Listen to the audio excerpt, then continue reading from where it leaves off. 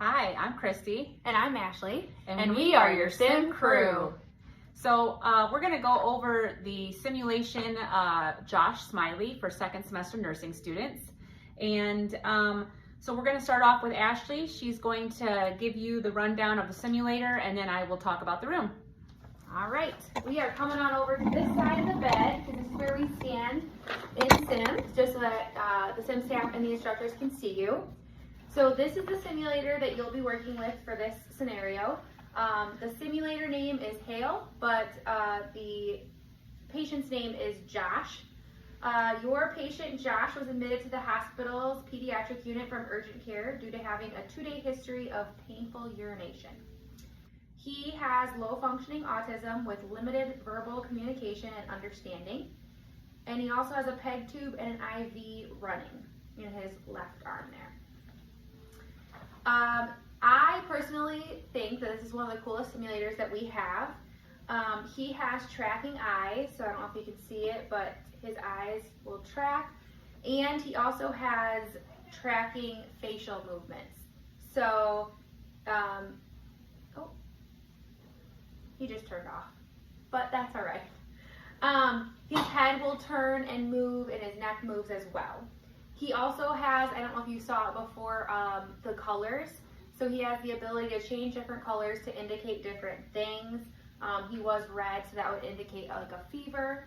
As always though, if you don't know what a color means, you can say sim question, what does this color mean here? He has, because he has those head and neck movements, he's usually sitting up in this position with nothing behind his bed or his head. It's important that you don't restrict any of those movements or stop them in any way, because that will break the simulator.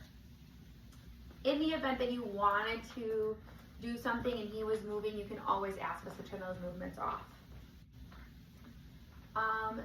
Josh does have chest rise, breathing and lung sounds, respiratory rate. All of that can be done. You can visually see his chest rise and fall. We want you to go through all of the motions of getting your vital signs. You can count his breathing. If you can't see it, you can use your stethoscope always. When you listen to lung sounds, we want you to listen to all the anterior lobes and then confirm what you have with what you're hearing with the sim staff. And if you want to know what the posterior lung sounds are, you will just say, sim question, what are my posterior lung sounds? And then we will let you know what those are. To obtain your patient's apical heart rate, you're going to listen to all the cardiac landmarks while you verbalize each location.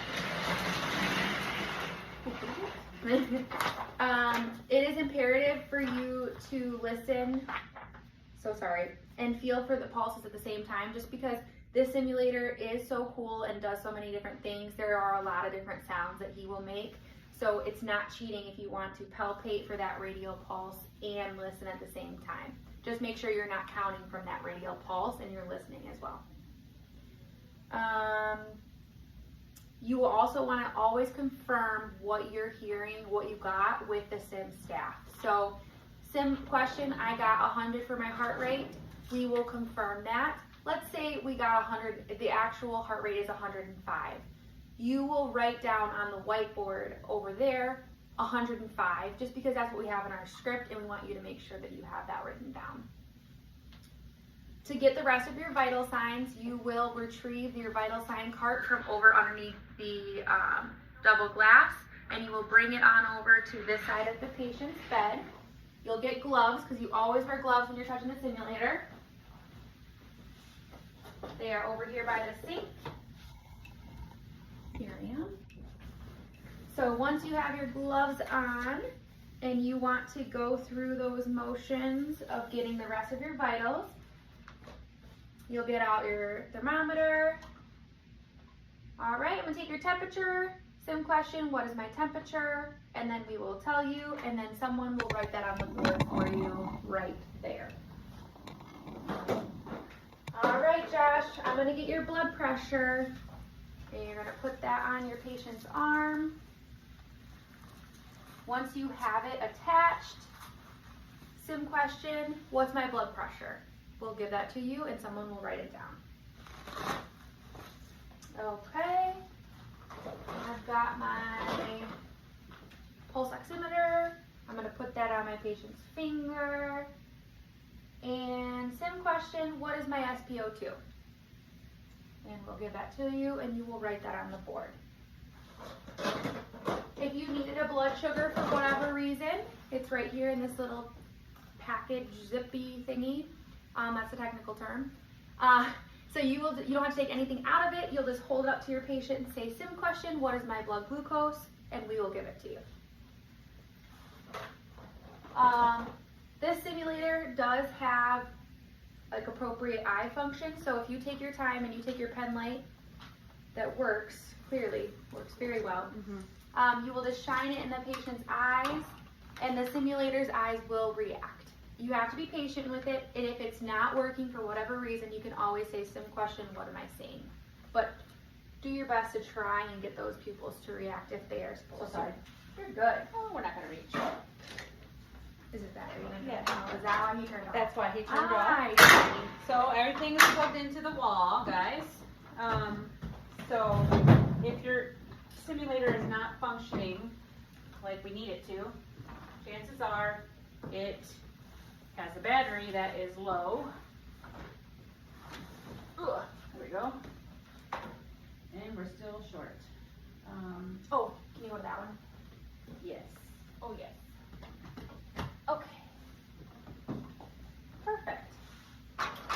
So just be mindful with that, because the simulator is going to be plugged into the wall for two different reasons, one for power and one for connection. So if you wanted to move the bed up and down, you just have to be mindful of all those cords, and you can just verbalize that, and we might say noted. Or if you're lifting the bed up, we might say, okay, that's enough. Even though we know you would want to go more, just for the simulator's purposes, you have to keep it where it's at. All right, so we talked about vital signs. We talked about going through all those motions to get the rest of your vital signs. We want you to do a full head-to-toe assessment when appropriate. So it is important to ask sim staff for specifics. So if you want to know the patient's palpable pulses, this simulator has all of the pulses that you would need. Brachial, radial, where am I at on my paper? That's it. Brachial and radial pulses. If you're assessing the skin, you're going to want to ask appropriate questions like, let's say you're looking at the IV site. Do I see any redness? And then we will let you know what you're seeing. For the most part, what you see is what you get. We try to make it as realistic as possible, so if you're supposed to see bruising, you will see bruising. But we also want you to go through those questions and ask them out loud so that we know that you're doing that full assessment. Your simulator here is wearing a task trainer abdomen. That's what this is here, and you'll see that it has a PEG tube on it. So we want you to be able to practice administering your medications through it. So normally for the oral simulators, all the simulators, nothing goes in their mouth orally. However, because this is a task trainer, you are allowed to put liquids in here, and we actually want you to do that. So in this task trainer, I'm going to kind of pull it apart so you can see it. There's usually a little bag in here, and it only holds so much fluid. Okay, so if you are going through all the stages and you just keep filling it up with fluid, that bag will burst, and then we'll have a mess. So for the sake of the sim, you are only going to flush one time for a total of 30 mLs of water, okay? So I know normally in practice you would do several times, you'll do several flushes during different times, but for the sake of the sim, you will verbalize all of them, but only flush once with 30 mLs, okay? Same thing goes then, nothing will go in the simulator's mouth, okay? No liquids, no pills, nothing like that. But for the sake of the PEG tube, you will take pills out, crush them up, and put them through. If you need to give an IV medication, you will be able to put it in here, but you won't. We'll keep these bags clamped, or the lines clamped. Okay. This scenario requires specific equipment for the purpose of a straight cath. We want you to review a straight cath before you come into sim, just because this is your time to use it in the full picture, and it's not like a skills checkoff. You will not use iodine on the simulator. You will just verbalize that. But everything else, like the lubricant, you can use on the simulator. This simulator has the ability to be straight cath. Normally we would be able to put urine into the simulator's bladder. However, we've used it a lot, so that seal doesn't work. If we put urine in him, it will just come right out. So you will go through the motions. You can use lubricant, but you will actually insert the catheter. All right. For the sake of this scenario, in all of our scenarios, we want you to talk to the patient like it's a real patient. We want it to be as realistic as possible. So you will talk to the patient and listen to what the patient is saying, just because we try to give you cues and help you along the way as you're going. We already talked that your simulator is plugged into the wall. You have to wear gloves when you're touching the simulator. And then, as always, if you need any assistance, you can always say sim question. An example of a good sim question would be, sim question, can I lift the bed any higher? We'll let you know if you can or cannot. A poor sim question would be, sim question, should I give this medicine right now? We will say that's a nursing judgment question, just because we want you to use that student brain, use each other, and work through problems that you have. The famous sim question is, do you actually want me to do this? The famous sim answer is yes. Like I said, we have been trying to keep this as realistic as possible. So the only things that you really won't do are put anything in the simulator's mouth. But we will let you know if there's something you should not do. Otherwise, assume that you're supposed to do it. All right, Kristy, I am turning it over to you. All right, guys. All right, so I'm gonna kind of just walk around the room and show you where things are. So right now, we are kind of looking at the area that you should not be standing in. All right. So this is the patient's left side of the bed, left side of the room here. So when you are in sim, we are in room 1203. So you will make sure that you are standing on the right side of the bed. So where I'm standing right now, where this chair is typically where your actor will be sitting. This sim does have an actor sometimes, if we have the staff to do so, and they will usually sit here. Your IV pump is here. Remember that it is on and running as long as you have a sticker and it's connected with a rate. You have a bag that's actually spiked, and it's connected to the patient through an IV line. Right here, you should not be standing here at all, like I said again, but you do have your med box where it has all the patient's meds. This is Josh's meds. He has different forms of the same medication for you to determine what is appropriate to use. And then you have a workstation here that has the MAR and the TAR. TAR is for treatments, MAR is for medications. Please watch the video about the MAR and TAR so you know how to use it and fill it out. All right, these are on wheels, so you can move them wherever you want. When you're ready to do a med check, you're gonna do that right here. Right where that, I don't know if you can see it. Nope, you can't see it. Anyways, I just touched the microphone. There it is, it's waving. So we want you to do your med checks right here, 2 of them right here. And then you're gonna move it over here and do your 3rd med check over on this side of the bed, okay?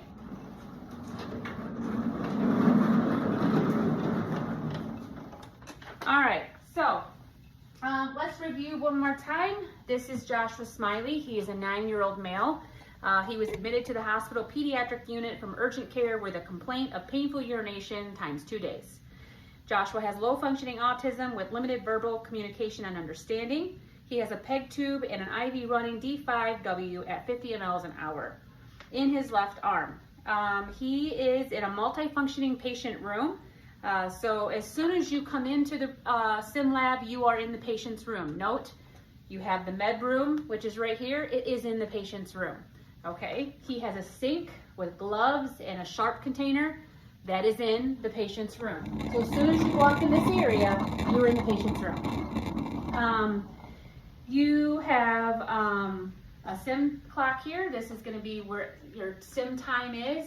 And then we have a clock up there, which we're going to move over there to the other side of the room so it's easier to read if you need to use it for counting heart rates.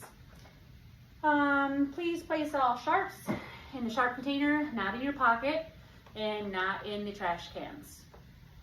Gloves are here. You will wear them when you are working with the simulator. And then please do not take them off and on and off and on. Just put them on and then leave them on the entire time you're in sim. If you're going to touch him or do something that requires changing your gloves, just verbalize, I would change my gloves and wash my hands, and then move on. All right, office drawer has pencils and dry erase markers, and resource drawer generally usually has your med books. They are in another room, but they will be in here for your sim. All right, your patient supply cabinet has extra equipment if you should need it. However, for second semester nursing, we usually put everything out for you. But if you do need something and it's not out, it's Ashley's fault. It wasn't me. So I always do that to her. But let's look at this cart here. So this is going to be your supply cart. It has a couple different things on it. You have a catheter kit and a straight calf right here with some extra chucks, and then you have peg tube administration stuff. You've got your piston, and you've got your water jug, you've got your pill crusher and pill cutter, and then you have your pH strips. So again, this is on wheels. You can move it. If you want to put your stuff somewhere else for when you do your sterile technique with your gloves that are going to be in here, you can always use a bedside table and that kind of stuff. Try not to carry everything with you and then set it on the bed. When you are giving meds, again, it is important that you review peg tube administration, either with your instructor or with Chris in the skills lab, because you will be expected to do that here in the sim. You will crush, you will cut, you will put it through the tubes, okay? If you don't also want to review the catheterization, you will be doing that, so please review that with Chris and your instructor. Let's see. To simulate a phone call, you're simply going to say, sim question, I'd like to call Dr. XYZ, stand underneath a microphone, and then we will simulate that conversation with you. The head walls all work at the head of the bed here, so if you needed air or oxygen or suction, it's all on and functioning. You are expected to use it. And then, so for the Josh simulation, can you turn it this way? Sure can. Hi. All right. So for the Josh simulation, you have 2 stages. So the first half of the sim day will be the first half of the students, and so you will have probably an assessment nurse, a resource nurse, a treatment nurse, and a med nurse. Depending on how big your group is, we might add in a lead nurse as well. So your assessment nurse is going to be doing your main assessments and communicating with the patient. Your resource nurse is going to be documenting on the board and making sure everybody stays on task. Your medication nurse will be doing the critical assessments, calculations, getting the meds together and administering meds. Treatment nurse is going to be doing anything that is an intervention that is on the patient, and that type of stuff is like wound care, or in this situation for Josh it would be catheterization. And then we may have a lead nurse if we have a bigger group, and the lead nurse is going to be in charge of delegating and making sure that everyone is staying in their lane and not swerving into others. Please know that you have to document on the Marantar. I've said this in previous videos, and we do have a Marantar video, so please watch it. You will be expected to sign off on all the meds that you've done and the interventions you've done. When you are waiting for your turn to come into the sim lab, you will be in the back room working on homework and stuff like that, but what you won't be doing is being on your phone or on social media, so please remember that when you're in there. Also know that your volume can carry, so if you're laughing and everything, talking in there, your peers can hear you in here. Let's see. You will be allowed breaks to go to the bathroom in between first and second stage, but we also have a 30-minute lunch scheduled for you on sim day as well. After lunch, we will run through a debrief, what is required with all simulations, and then you will fill out a survey. It's important that you are on time for your simulations. If you're more than 5 minutes late and you've not contacted your instructor to let them know, I can't let you in the sim because we will already start. The first part of this simulation, you will have an instructor pre-conference where you'll go over meds, you'll go over assessments of a child and all that kind of stuff. And then we'll do an hour where you'll actually get to talk to my son Cody, and we will review autism education. By the way, there is an autism video that you will be required to watch prior to this simulation. It is required so that you understand the ins and outs of this simulation, so please watch that. It will also help you with the first part of the morning pre-conference with Cody. Let's see. Please don't be rude to your peers, to your instructors, or to us. Otherwise, we'll have to make you leave, and we don't want to do that. So if you need a review on proper etiquette in the sim lab, there's behavior form in both conference rooms. Please review it so that you know how we handle those situations. And then I think that is it. I'm gonna jump in one more time real quick. Now that the simulator is on, I just want to show you, I didn't turn it on yet. Oh no. His eyes are tracking and his head moves as well. Oh, so sorry. His eyes were tracking, his head moves, and then these are the colors I was talking about. With that red would indicate fever. He can cry real tears. Like I said, he's the cool one. We love this one, but also be very careful with him and don't restrict any of those movements. All right, there he goes. There's the head movements. Yeah, he's a cool one. So, just like I said, just be mindful of that and respectful of the equipment because he's expensive. All right. All right. Well, we hope that this video was helpful in preparing you for the Josh Smiley simulation. We're not going to review this room or the setup again for you. We hope that the video does its justice. And then we might review things if there's been a change. So if there's been a change between now and then we'll talk about it. But otherwise, this is it. We hope that this is helpful. All right, thank you. Thank you. Please email us if you have any questions.